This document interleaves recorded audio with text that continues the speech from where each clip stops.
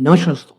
दोस्तों, आज जिस स्टॉक की चर्चा मैं आपके सामने करने वाला हूँ, उस स्टॉक का नाम है रिलायंस इंडस्ट्रीज़ लिमिटेड। और देखिए, ये वीडियो बहुत ही ज़्यादा एक इन डेप्थ एनालिसिस होने वाली है रिलायंस इंडस्ट्री की।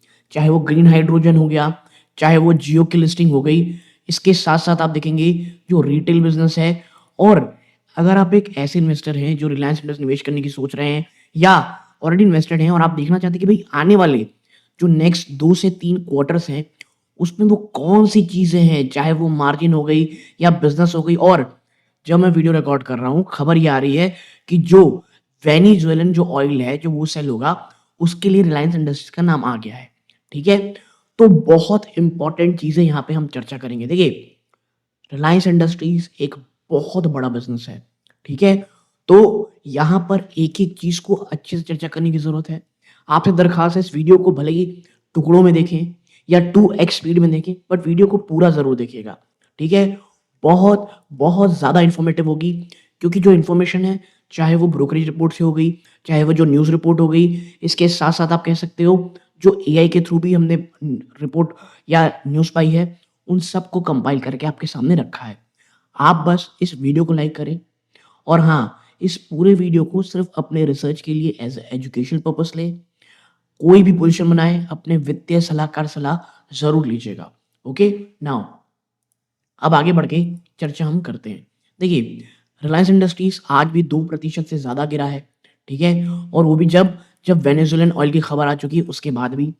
अब आप देखेंगे, रिलायंस पिछले मैं ना 1 महीने में चलता हूँ, ठीक है? इसने ऊपरी स्तरों से 11 फरव आप देखेंगे ऊपरी स्तरों से ये ऑलमोस्ट 3.25% टूटा है, लेकिन भई ओवरऑल जो निफ्टी है, वो बहुत ज़्यादा वीक रहा है। और आने वाला साल रिलायंस इंडस्ट्रीज़ के लिए, क्योंकि देखो, मुझे पर्सनली रिलायंस इंडस्ट्रीज़ में जो सबसे बड़ी चीज़ परेशान करती है, वो है इनका ग्रीन हाइड्रोजन को लेकर के जो बहुत वादा था। इनकी जो गीगा फैक्ट्री को लेकर के चीज़ें थी, वो कहीं न कहीं स्टॉल होती दिखाई दे रही है।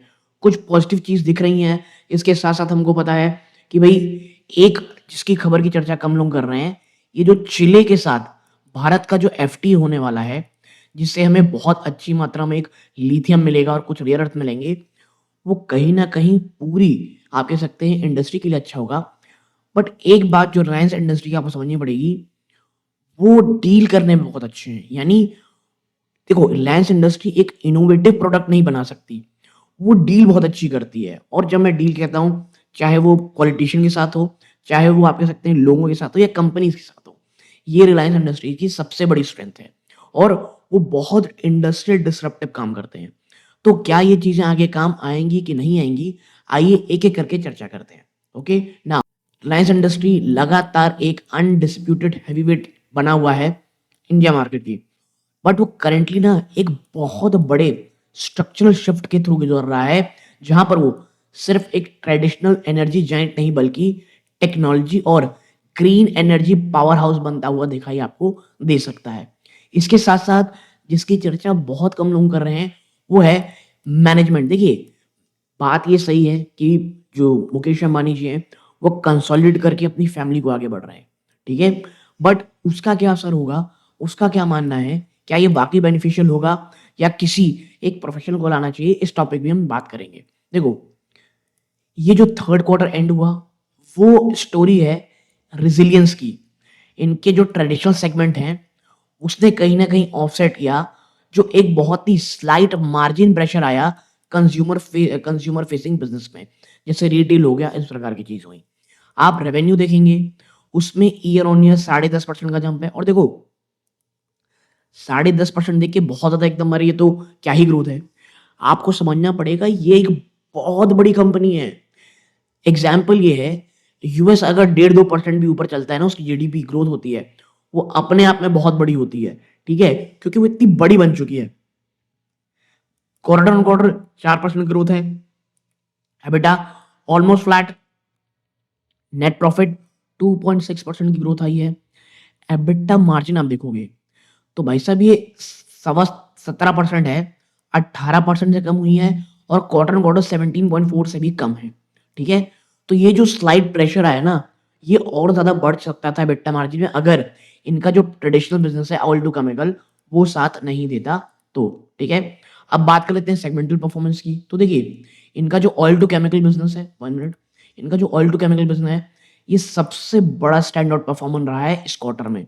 ठीक है, एबिटा 14.6% जम की ईयर ऑन ईयर टू 16,527। क्यों? बहुत मजबूत ऑपरेशनल मजबूती दिखी और क्रैक स्प्रेड्स बहुत फेवरेबल रहे कंपनी के लिए, यानी काम करने का जो एनवायरमेंट था वो काफी अच्छा था। फिर आते हैं जियो प्लेटफॉर्म में, सॉलिड ग्रोथ हुई, 12.7% की year on year revenue jump रही। नेट प्रॉफिट आप देखोगे 11.2% बढ़ा। और सपोर्ट कहाँ से आया? जो 5G रोल आउट हुआ और एक बहुत ही शानदार हेल्दी आरपू, यानी एवरेज रेवेन्यू पर यूजर हमको देखने को मिला ऑलमोस्ट 209 रुपीज। प्रॉब्लम कहाँ आई? रिलायंस रिटेल, ये एक थोड़ा सा ड्रैग बन के आया इस क्वार्टर में, और जो एबिटा मार्जिन थी वो डिप हुई सीधा 8%, अ 13 क्वार्टर लो, ड्यू टू एक तो बहुत ही फेस्टिव डिमांड रही बीइंग स्प्लिट अक्रॉस क्वार्टर्स और हैवी इन्वेस्टमेंट जियो मार्ट क्विक कॉमर्स में। और मैं आपको बता दूं, मैं जिस शहर में रहता हूँ ना, मैं कोई बहुत बड़े शहर नहीं रहता, मेरी सिटी आप कह सकते हो छोटी है, छत्तीसगढ़ स्टेट कोई आप कह सकते हैं बहुत फेवरेट स्टेट तो है नहीं। ठीक है, यहाँ ऑफ कोर्स यहाँ हम पूरे भारत का ऑलमोस्ट 20-25% स्टील एक्सपोर्ट करते हैं। ठीक है, बट मैं हमेशा कहता हूँ अगर आप उस स्टेट में रहने की कोशिश करें या उस पड़ोसी देश में बने जहां पर माइनिंग हो रही है, क्योंकि जहां माइनिंग होती है वहां ग्रोथ कभी नहीं आती। ये सबसे बड़ी आयरनी है, चाहे आप झारखंड देख लो, छत्तीसगढ़ देख लो या इन प्रकार के स्टेट्स को। अब यहाँ हुआ ये है, एबिटा मार्जिन जो है वो डिप होकर के 8% रह गई है। ठीक है, और जो जियो मार्ट क्विक कॉमर्स है उसमें बड़ी इन्वेस्टमेंट चल रही है, और यही मार्जिन किलर होता है, चाहे आप कोई भी क्विक कॉमर्स में देख लो। फिर ऑयल टू गैस में आप देखोगे तो इसमें भी एबिटा, ऑयल टू गैस में एबिटा में डिक्लाइन आया है 12.7% का। क्यों? क्योंकि जो रियलाइजेशन रही ना एक्चुअल प्राइस की वो काफी कम रही और कुछ प्रोडक्शन डायनामिक्स फेवरेबल नहीं रहे। ठीक है, अब आगे बढ़े उससे पहले दोस्तों, मात्र 11% ऐसे व्यूवर हैं जो हमारा वीडियो देखें, चैनल सब्सक्राइब कर रखे हैं। आपका बहुत धन्यवाद दोस्तों। बट अगर आप इन 88.9% में हैं, आपका धन्यवाद कि आप हमारा वीडियो देखते हैं, बट प्लीज चैनल को जरूर सब्सक्राइब कीजिएगा। आपके लिए भले ही बहुत छोटी बात होती है दोस्तों, बट इससे हमारे चैनल की ग्रोथ होती है और हमें बहुत मोटिवेशन मिलता है। ओके, नाउ अब आते हैं चीज में जो सबको इंतजार है, the big move, Jio listing update का। देखो, ये बहुत ज्यादा एंटिसिपेटेड इवेंट होगा 2026 में कि भाई साहब जियो प्लेटफॉर्म का आईपीओ है। टाइमलाइन क्या दी गई है? जो 48th एजीएम हुआ, मुकेश अंबानी जी ने कंफर्म किया कि वो फाइल करेगी आईपीओ की, और जो टारगेट लिस्टिंग है वो फर्स्ट हाफ होगी ऑफ 2026। वैल्यूएशन, मार्केट एक्सपर्ट ये एक्सपेक्ट कर रहे हैं कि वन ऑफ इंडिया का लार्जेस्ट आईपीओ होगा और पोटेंशियली वैल्यू किया जाएगा digital arm at a level comparable to global tech leaders. तो आप समझ सकते हो इसकी लिस्टिंग कितनी जबरदस्त होगी। अब इम्पैक्ट क्या होगा? देखो, ये जो लिस्टिंग है ना, ये एक्सपेक्टेड किया जा रहा है कि ये अनलॉक करेगी एक बहुत ही सिग्निफिकेंट वैल्यू आरआईएल के लिए, शेयर होल्डर्स के लिए, और ये प्रोवाइड करेगी massive war chest for future AI और टेक्नोलॉजी वेंचर। देखिए, एक बात तो समझ जाइए, अगर जियो अपना आईपीओ लेकर के आ रहा है तो जो उसको मैसिव मनी आएगी जो कि बहुत इंपॉर्टेंट आएगी, उसके बाद जिस प्रकार की मनी उनके पास होगी वो बहुत सारे इन्वेस्टमेंट टेक में करने वाले, यानी टेक में भी बहुत बड़ी मात्रा में एंट्री करेंगे। स्पेसिफिकली मुझे लगता है कहीं ना कहीं एआई में मुकेश अंबानी जी कर रहे हैं, और जिस प्रकार की खबरें आती हैं कि जिस प्रकार की वो बुक्स पढ़ रहे हैं, टू बी फ्रैंक कहीं ना कहीं वो इस क्षेत्र में आगे बढ़ते हुए जरूर दिखेंगे। फ्यूचर प्लान, देखो मेरा जो मेन कंसर्न है ना, इनका फ्यूचर प्लान और जो नई एनर्जी इन्वेस्टमेंट में है, जो अब तक बहुत बड़ी मात्रा में एटलीस्ट विजिबल हो जानी थी, और ये एक बहुत बड़ा ड्रैग रहा है रिलायंस इंडस्ट्रीज के लिए। रिलायंस जो अब मुड़ रहा है ग्रीन एनर्जी फ्यूचर में with 7 lakh crore investment plan, और जिसका सबसे बड़ा फोकस कहां पे है भाई साहब? गुजरात में है। कैसे? देखो, सबसे पहले है सोलर गीगा फैक्ट्री। टारगेट किया जा रहा है एक बहुत बड़े 20 गीगावाट सोलर मॉड्यूल कैपेसिटी में बाय द एंड ऑफ 2026। ये टारगेट याद रखिएगा ना। बैटरी स्टोरेज, जो बैटरी गीगा फैक्ट्री है वो कमेंस हो जाएगी अर्ली 2026 में, जहां पर जो इनिशियल कैपेसिटी होगी वो 40 गीगावाट की होगी। इवेंचुअली उसे बढ़ा करके 100 गीगावाट किया जाएगा। फिर आता है ग्रीन हाइड्रोजन। रिलायंस एम कर रही है कि भैया वो जो ग्रीन हाइड्रोजन है ना, उसके कॉस्ट को $1 प्रति किलो से भी कम लेके आया जाए 2030 तक, और with electrolyser manufacturing going live by late 2026। तो ये जो साल है ना 2026, ये बहुत बड़ा गेम चेंजर होगा। अब last but not the least वो है एआई और डेटा सेंटर। अंबानी साहब ने अनाउंस किया है कि इंडिया के largest AI ready data centre वो जामनगर में होगा, ताकि वो सपोर्ट करे जियो ब्रेन को, a people first AI platform. जैसा मैंने कहा, जिस प्रकार की बुक्स भाई साहब पढ़ रहे थे यानी अंबानी जी। और मैं आपको एक चीज़ साफ बताता हूँ, मुझे Mukesh Ambani ji one of the best billionaire लगते हैं भारत के और इंडिया में। क्योंकि भाई देखो, हमारे भारत में जिस प्रकार की शैकल्स हैं, जिस प्रकार के इश्यूज़ हैं, जिस प्रकार की पॉलिटिकल थीम है, जिस प्रकार का पीपल माइंडसेट है, अगर आप डील करना नहीं जानोगे बाय हुक और by crook, you can't go forward. ठीक है? हाँ, उसके कुछ नेगेटिव इफ़ेक्ट भी होते हैं, बट जो रहता है दोस्तों वो रहता है। ब्रोकरेज रिपोर्ट तो देखो, जो एयूएम कैपिटल है, उन्होंने बाय की बात कही है और 1797 का टारगेट दिया है। क्यों पीछे रैशनल है? स्ट्रॉन्ग 5G मोनेटाइजेशन और जो नई एनर्जी ऑप्शनैलिटी है उसको लेकर के। मोतीलाल ओसवाल 1750 की बात कहते हैं और मैं हमेशा कहता हूँ ये टारगेट को ना आपको बंद कर देना है। आपको उस रैशनल को देखना है और खुद रिसर्च करना है कि क्या वाक़ई में, क्योंकि भैया हमको पता है मोतीलाल ओसवाल ने केन्स टेक्नोलॉजी का नाम लिया, भाई साहब बाय की रेटिंग दी और खुद पैसे निकाल लिए। हाँ, कंपनी कह सकती है हमारी दोनों की आर्म अलग है, but this is the better reality. मैं हमेशा कहता हूँ टारगेट प्राइस और ये रेटिंग की बात छोड़िए, रैशनल को देखिए। वैल्यू अनलाइक होंगी जियो आईपीओ से, रिटेल मार्जिन में रिकवरी होगी। ठीक है? मुझे नहीं लगता रिटेल मार्जिन में कुछ जल्द रिकवरी होने वाली है, क्योंकि जियो मार्ट का जो क्विक है वो और ज़्यादा बढ़ेगा और वो कहीं न कहीं मार्जिन खाएगा।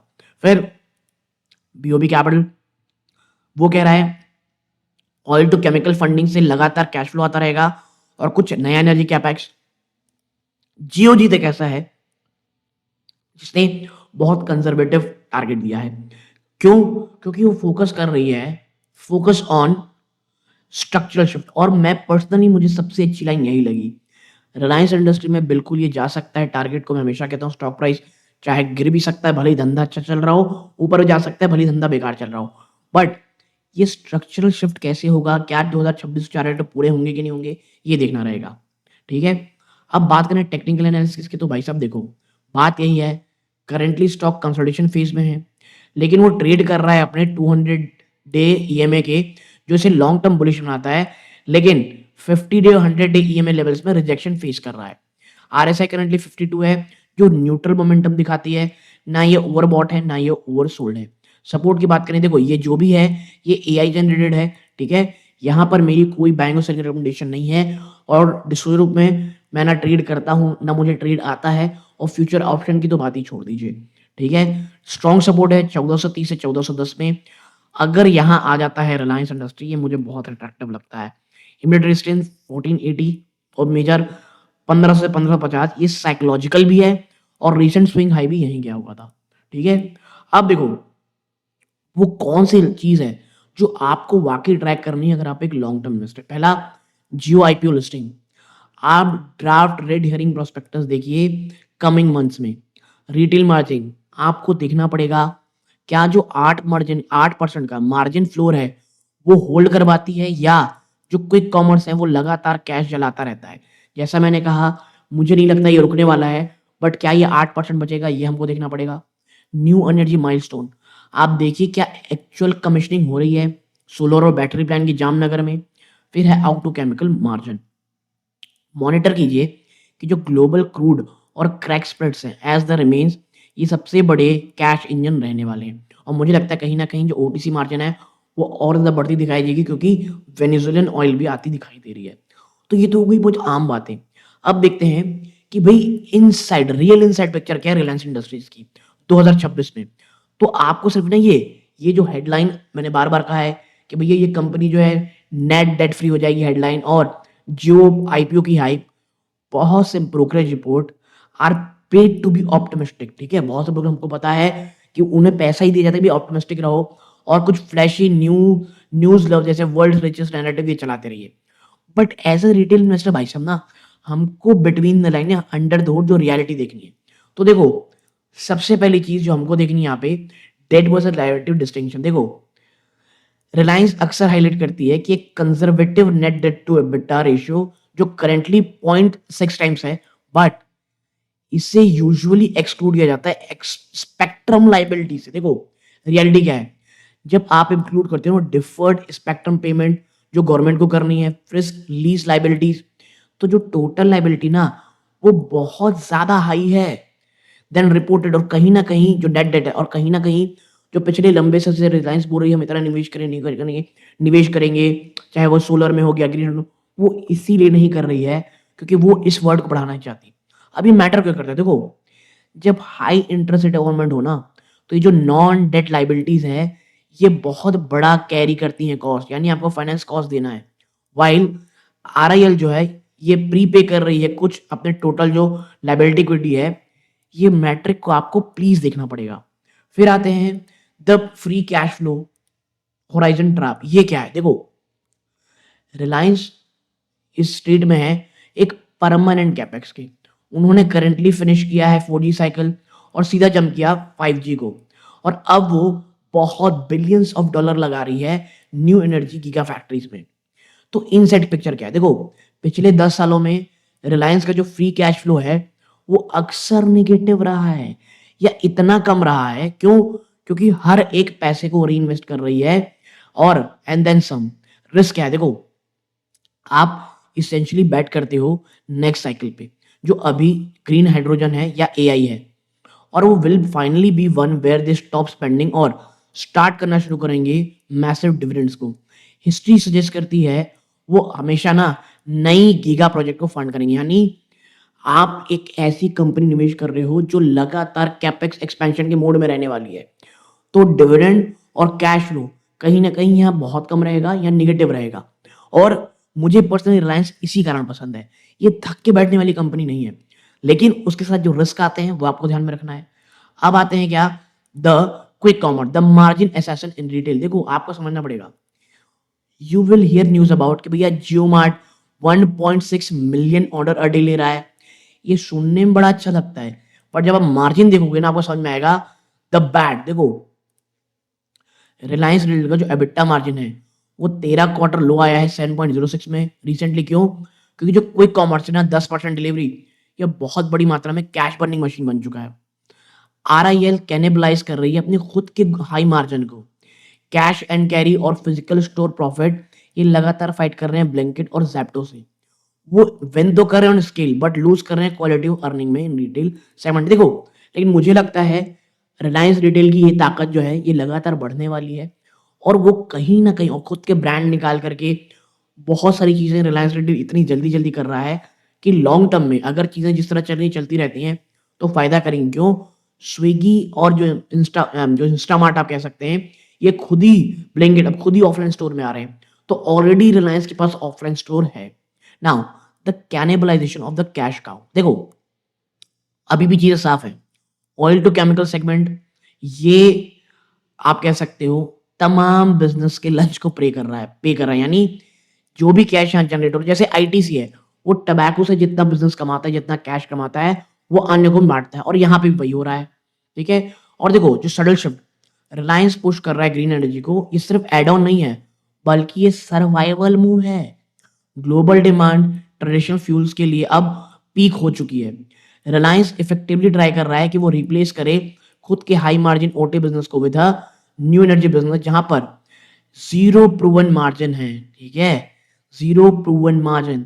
वर्स्ट केस अगर ग्रीन हाइड्रोजन कॉस्ट $1 प्रति किलो से कम नहीं होती जो अंबानी जी होप कर रहे हैं, आरआईएल अपने आप को ना पाएगा डिक्लाइनिंग ऑयल टू बिजनेस में और एक एक्सपेंसिव अनकॉम्पिटिटिव ग्रीन बिजनेस में भाई साहब। तो ये मैं जैसे बार बार कह रहा हूँ ग्रीन हाइड्रोजन का बिजनेस किस तरह काम करेगा ये देखना रहेगा। अब आते हैं last but not the least governance, the family council versus professional CEO. देखो वाइल जो सक्सेशन प्लान है चाहे वो ईशा जी का हो, आकाश जी का हो, आनंद जी का हो, ये पब्लिक हो चुका है और इसे फैमिली स्ट्रक्चर कहा जा रहा है ना कि स्ट्रक्चर, और यही सबसे बड़ा एंकर आने वाले समय में होने वाला है। मुकेश अंबानी जी इंस्टीट्यूशनलाइज कर रहे हैं फैमिली इन्वॉल्वमेंट को through a formal council to prevent kind of split he had with his brother. Best thing, बेहतरीन चीज। आपको क्या देखना है एज ए इन्वेस्टर, आपको देखना है की मैन रिस्क जो ट्रांजिशन है visionary founder led company to a family council, इसके साथ साथ प्रोफेशनल मैनेजमेंट मॉडल ये बहुत हार्डेस्ट ब्रिज होगा जिसे इस पूरे के पूरे कॉन्ग्लोमरेट को पास करना है। क्या ये शिफ्ट हो पाएँगे? क्या प्रोफ़ेशनल और फैमिली बीच में कुछ अच्छा कर पाएगी? ये सबसे ज़्यादा इम्पोर्टेंट चीज़ आपकी होने वाली है। ओके? समरी चेकलिस्ट ये है, आप पॉज़ करके पढ़ना चाहते हैं, पढ़ सकते हैं। मुझे जो भी कहना था मैंने कह दिया। आपको ये वीडियो अच्छा लगा हो प्लीज़ वीडियो को लाइक करके चैनल सब्सक्राइब ज़रूर कीजिएगा। ये इस वीडियो का अंत है। जय हिंद।